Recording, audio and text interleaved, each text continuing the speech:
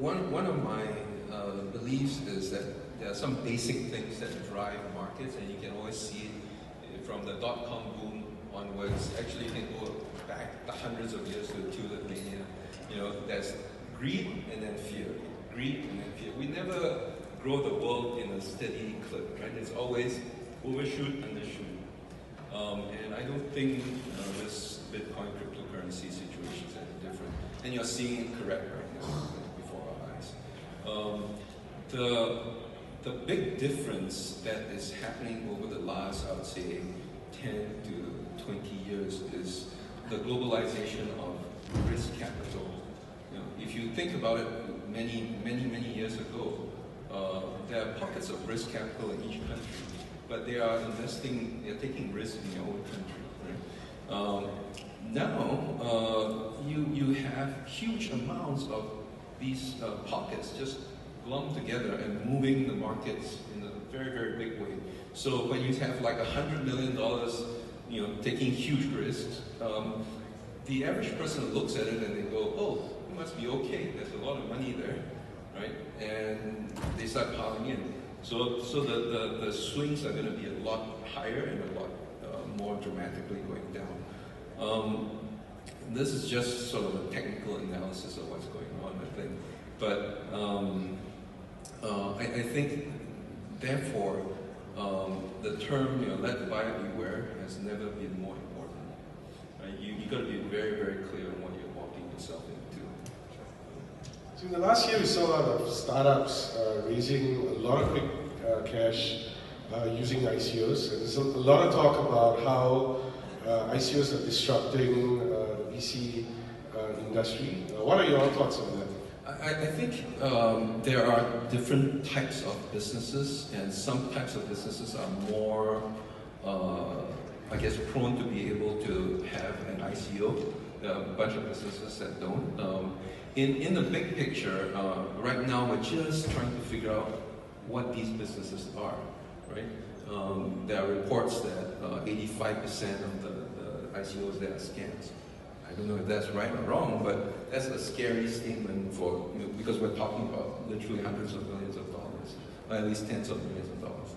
No, it's hundreds of millions, billions. We're beginning to find out. Right now, it's just scratching the surface, right? If you take all the ICOs on the planet today, there's probably 200 plus of them, right? There are about as many companies funded in Singapore every year as there are ICOs, right? So it's just Singapore is a small place, right? And we have about the same number of fundings as ICOs, right? So ICOs, we're at the very, very beginning of ICOs. We're starting to see what doesn't work, what works, and over the long haul we'll work it out. I love innovation, I love disruption. I mean, ICOs give us, sorry, not us, but our governments a lot of headaches, right?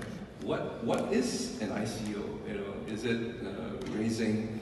Is it securities? Is it equity? You know, do you tax it? Do you not tax it? There are so many interesting questions. I love that. I love that because it forces us to think hard about the structure of innovation and how we move forward as a society and a government. So, talking about society, I mean, one of the things that we're seeing here in Singapore, we're experiencing a whole flight of capital that's flowing into Singapore to participate in ICOs. We're also seeing a lot of talent, right? A lot of projects from North Asia that are coming to Singapore to be based as a Singapore project, to run an ICO here. And yesterday we also heard a lot of top quality talent from Silicon Valley is at this point of time looking to coming into Singapore to actually set up a blockchain-based business. Yeah. What are your thoughts on that? I think this is absolutely great. I was just speaking to someone over there who's French and he's moved to Singapore, right? This is his home. And I love it that we have some of the best people on the planet saying, hey, this is a great place to live. Let me go do work here instead of somewhere else. Bill Joy, one of the early tech guys, he was co-founder of Sun. People probably don't even know what Sun is now. he said the best people work for other companies. Right? You think about it, it's actually very, very true. And the best people work in some other country. Right? So the more good people you can get, the more successful you're going to be as a country, as a company, etc. It's a good flow of talent, which the local ecosystem also gets to benefit from that. Right? Yes, absolutely. So what do you think? I know you. The government always runs to you to get a lot of advice. It doesn't need my advice. You sit on a lot of boards. What do you think our government could do a lot better to support this current flow that's happening? Yeah. I think there are several